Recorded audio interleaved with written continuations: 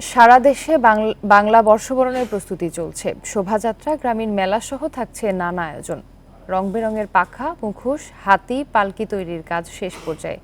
বাংলার সংস্কৃতি চিত্র ফুটিয়ে তুলতে চলছে কর্মযজ্ঞ। রাখা হচ্ছে কয়েক স্তরের নিরাপত্তা ব্যবস্থা। 1, 2, 3 ঢাকায় জমি জিতে নিন 100% ক্যাশব্যাক সহ 20 কোটি টাকার পুরস্কার। জাহাঙ্গীরনগর বিশ্ববিদ্যালয়ে বাংলা বর্ষবরণের প্রস্তুতি প্রায় শেষ। ঈদের ছুটি চললেও চারুকলা বিভাগের শিক্ষার্থীদের উদ্যোগে বের হবে মঙ্গল শোভাযাত্রা। সে পহেলা বৈশাখের জন্য যে মঙ্গল শোভাযাত্রা হয় সেইটার আয়োজনে কাজ করছি। ঐতিহ্যকে ধরে রাখার জন্য যতক্ষণ আমরা কাজ করে যেতে পারি সেই জন্য কাজ করছি।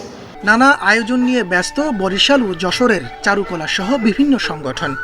রং বেরঙের পাখা, মুখোশ, হাতি, ঘোড়া সহ আনুষঙ্গিক বিভিন্ন জিনিস তৈরির কাজ শেষ করেছেন শিক্ষার্থীরা।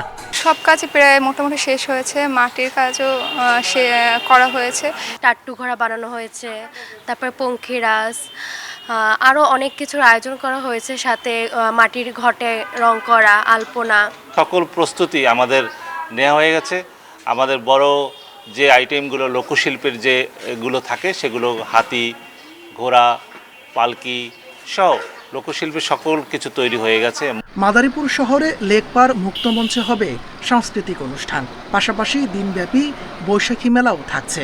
মুন্সিগঞ্জে শিল্পকলা একাডেমিতে তৈরি করা হয়েছে মঞ্চ। বর্ষবরণ আয়োজন ঘিরে বিশেষ নিরাপত্তা ব্যবস্থার কথা জানিয়েছে জেলা প্রশাসন।